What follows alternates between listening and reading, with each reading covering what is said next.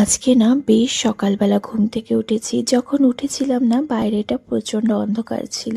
তাই আর জানালাগুলো খুলিনি। ভীষণ হাওয়া দেয় তো এই জানালা দিয়ে, সেই জন্য আর জানালা খোলা হয়নি। তারপর যখন কাজটা সারা হয়ে গেল তখন দেখলাম বাইরে বেশ সুন্দর সকাল হয়ে গেছে। তাই হয়তো জানালাগুলো খুলে তারপর রান্না আজকে সকালের চাটা কৌশিক বানিয়েছিল। ও না আজকে অনেক সকালে ঘুম থেকে উঠেছে। আমি এদিকে ছেলেকে রেডি করছিলাম, তারপর দেখলাম কৌশিক চা জল দুটোই করে দিয়েছে। তারপর ও তো হাঁটতে বেরিয়ে গেছে আর আমি এদিকে রান্নারও জোগাড় করতে শুরু করে দিই। আজ তো সোমবার, সোমবার দিনটা আমরা ভেজই খাই, তবে ফ্রিজে তেমন কোনো সবজি ছিল না। তাই দুজনা মিলে অনেকক্ষণ ভেবেছি কি রান্না করব। তারপর ও বলল, আমি তো আর ভাবতে পারছি না, তোমার যেটা ভালো লাগে তুমি করো, আমি হেঁটে আসি। তো ও তো চলে গেল। তারপর আমি এই তো রান্নাও বসিয়ে দিলাম। ফ্রিজে দেখলাম অনেক রকম সবজি একটু একটু করে পড়ে রয়েছে। তো সমস্ত সবজি যেটুকু করেছিল সবগুলোই সমস্ত সবজি দিয়ে একটা সবজির তরকারি করে নিচ্ছি, তার সাথে অড়হর ডাল করছি। আর ওই যে ফুলকপিগুলো ছিল ওটা ভাজা করে নেব। এরকম সবজি খেতে কিন্তু বেশ ভালো লাগে।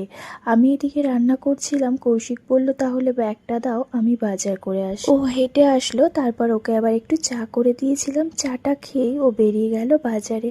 মাছ বাজার করবে না, ফ্রিজে মাছ রয়েছে। ওই যে গোটা ইলিশ কাটলাম, ওটা তো অনেকটাই রয়ে গেছে একদিনের মতো, তো সেটাই খাওয়া হোক। আর পমপ্লেট মাছও রয়েছে। কৃষকে আবার এর মাঝে নিয়ে গিয়ে আমি স্নান করিয়ে দিয়েছি। ওকে না এখন সকালের খাবারটা ওই স্নান টান করিয়ে তারপর খাওয়াই, না হলে খাইয়ে স্নান করাতে গেলে অনেকটা বেলা হয়ে যায়।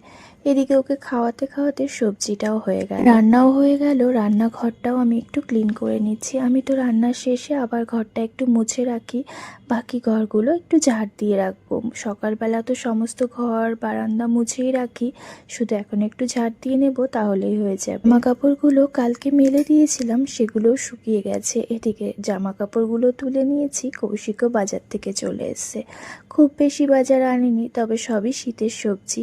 এখন তো আর গরমের কিছু খাওয়ার নেই। এই তো ফুলকপি, বাঁধাকপি, লাউ, মূলো, সিম সমস্ত কিছুই এনেছে। দুজনে এবার একটু খেয়ে নেব। খেয়ে দিয়ে কৌশিক চলে যাবে অফিস, আর আমি এবার একটু রেস্ট করব। তাহলে ভিডিওটা আমি এখানেই শেষ করে দিচ্ছি। ভালো লাগলে লাইক কমেন্ট করতে ভুলো না।